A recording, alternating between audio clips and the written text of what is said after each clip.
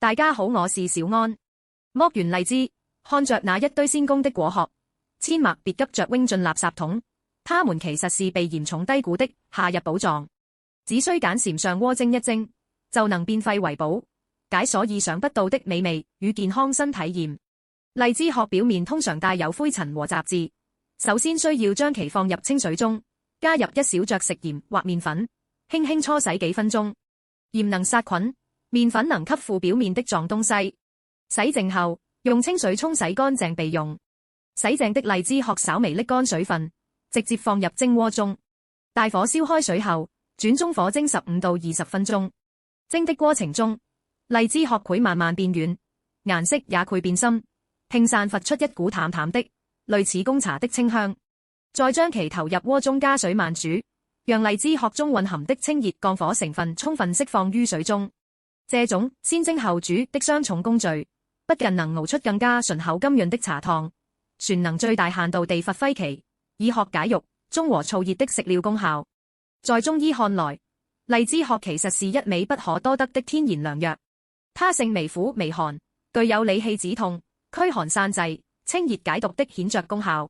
我們常說一顆荔枝三把火，而荔枝殼恰好就是這火氣的天然剋星。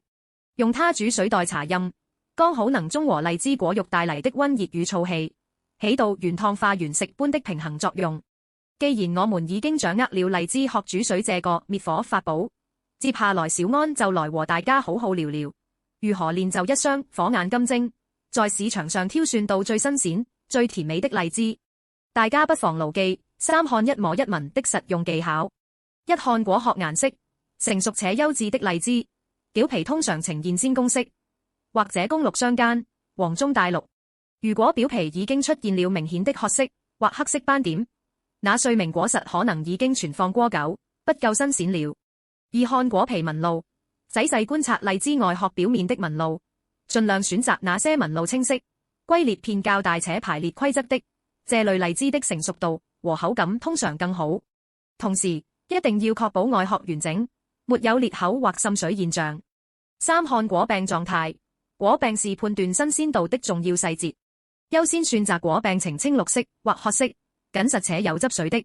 如果果柄已經發黑、乾枯萎縮甚至脫落，說明採摘時間較長，新鮮度大打折扣。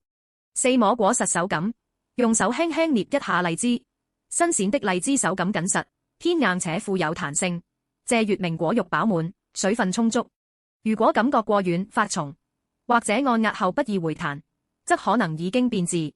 5聞荔枝氣味，新鮮的荔枝潰散發出一股自然的清甜果香。如果聞到發酵的酸味、酒味或霉味，說明果實納部已經開始腐爛，千萬不要購買。挑選時旋可以留意果形，優先選擇小圓錐或水滴狀的荔枝，這類果實通常果肉更厚實，汁水更飽滿。掌握了這些挑選技巧，再配上专門的荔枝殼煮水，這個夏天你就能安心盡情地享受荔枝的美味啦。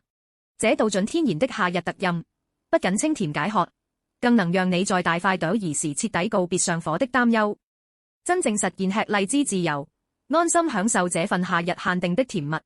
關於哪種荔枝最甜最好吃，其實並沒有絕對的標準，因為每個人的口味偏好不同，有人偏愛清甜爽脆，有人喜歡軟糯濃甜。不過，結合近期的品種測評，以下幾款是公認口感極佳、甜度出眾的頂流品種，你可以根據自己的喜好來選擇。1. 仙進鳳被譽為荔枝界的愛馬仕。如果你追求極致的荔枝味，仙進鳳是首選。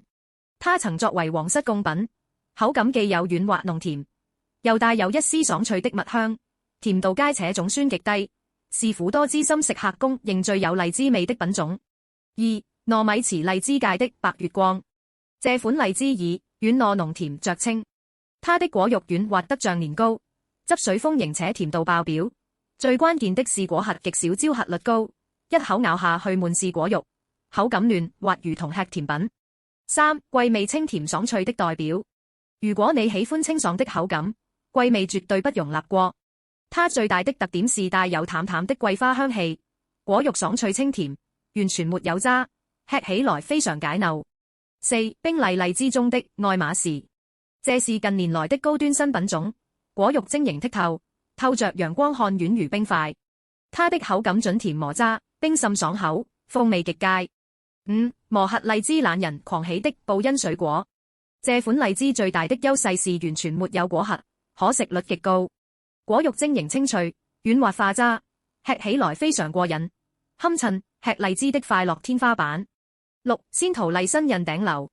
作為近年培育的新品種，它單果重量大型如小仙桃，果肉細糯清甜，且帶有獨特的蜜桃香氣，填補了早熟特大果型荔枝的市場空白。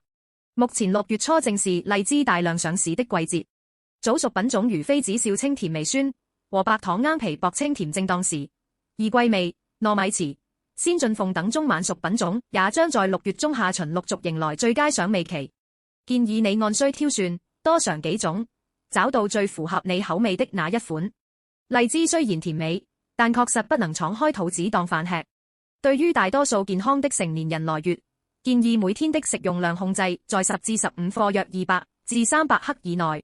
吃多了不僅容易上火，表現為口乾、牙痕腫痛，更危險的是可能引發荔枝病、急性低血糖。為了讓你吃得既開心又安全，我為你整理了一份分人群的安全食用指南。不同人群的黃金食用量：星號健康成年人不超過15顆。如果當天吃了荔枝，建議少吃點其他高糖水果如西瓜、葡萄，把糖分額度留給荔枝。星號老人與人童不超過5顆。